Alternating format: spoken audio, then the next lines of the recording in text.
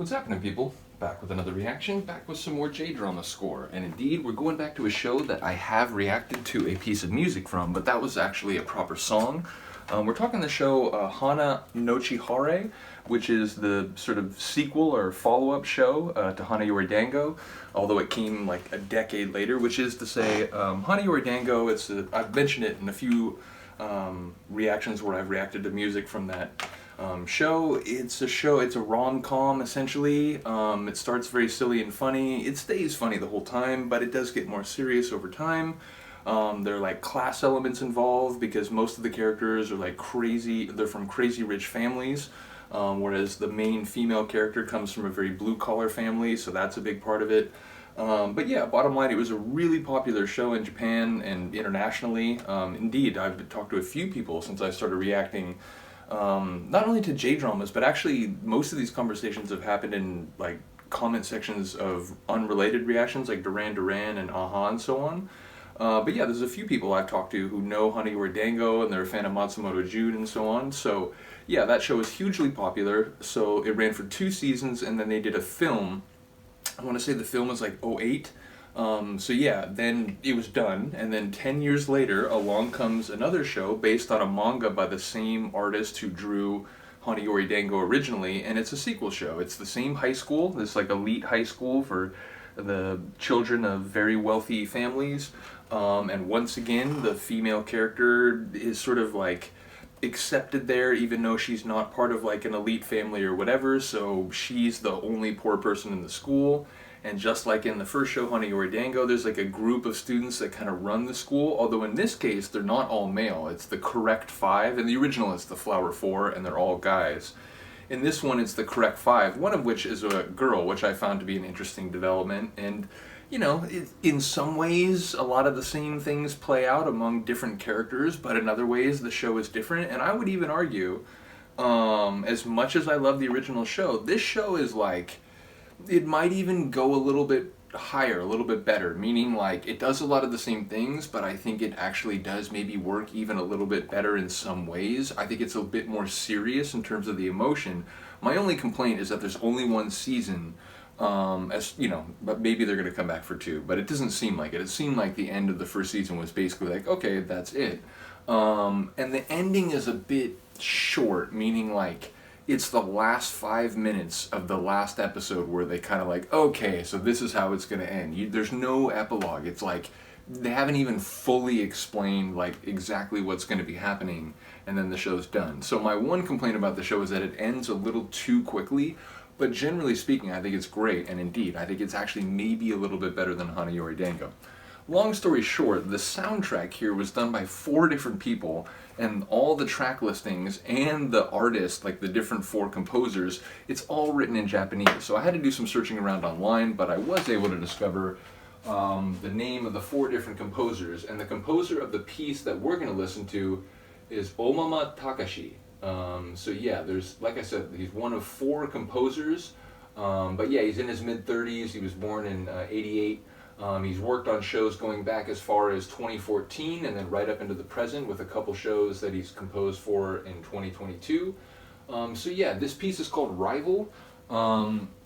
It's used, again, it's sort of relevant to the show because like in the first show, there's rivals for people's affections, not just one relationship, but there's a couple, characters that are maybe going to be together, but then they also have other interests, and there's some crossing interest and sort of romance angles, so Rival in that sense would make sense conceptually. But I'm thinking of the one episode where I remember this tune being used specifically. It's when the main character is going to this really important meeting, and then she realizes that actually the people at the school whose company she just left might actually be in danger, and even though she really can't miss this meeting, she says, you know what, like, I can't let them get hurt. I have to turn around and go and tell them, because her phone doesn't work. Or it's not that her phone doesn't work, it's that the people she's trying to call, because they're at this event, they're not answering, they don't even hear her calling. So she has to like run back, and her parents like, you can't miss this meeting. So it's sort of this dramatic moment, but the point is, like, right when she decides, oh my god, like, this is more important than the meeting, I have to go back and tell them, this tune starts playing. So it's sort of like a dramatic moment in the show. I'm sure it plays at other times over the course of the 10 or 11 episodes, though I don't remember any other specific instance. So, in any case, let's get it. This is from the Hana Nochi Hare soundtrack by Ohmama Takashi, and the tune is Rival.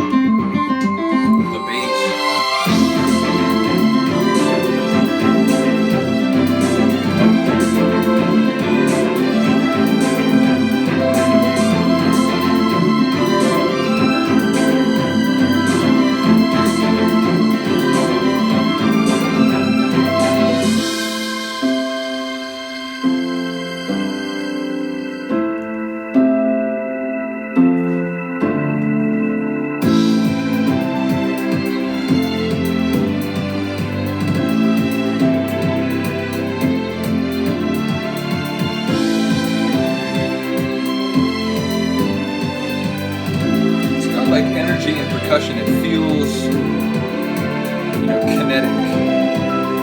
But dancing piano, the sweeping strings.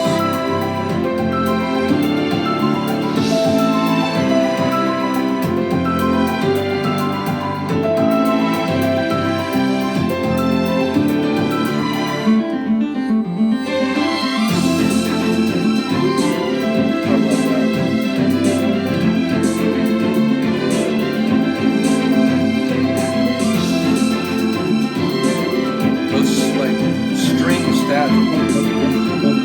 think it's like digital cello, maybe real cello, I'm not sure.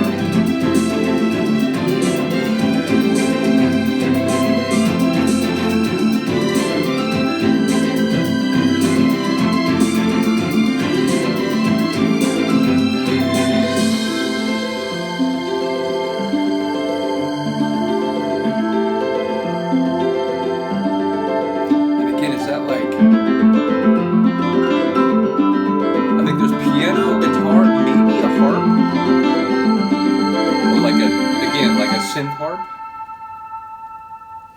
I'm curious about certain layers in that piece, but I really enjoy it. Again, it has like, an emotional sort of like smooth and fluid feel, but again, it did have a sort of syncopated beat. It had a bit of a sort of electrical sort of energy to the tune. So yeah, I think it, it does a couple different things very well, and it finds a nice sort of balance between the elements. Yeah, and like I said, maybe it's because I'm thinking of that one scene in particular. But yeah, there's a sort of an importance to that piece. There's a the significance to that bit of score, which I think that's partly my understanding of the episode where I remember it being played. But also, I just think it captures that like something important is afoot. Maybe not necessarily bad, maybe not obviously good, but something of significance is happening. So pay attention.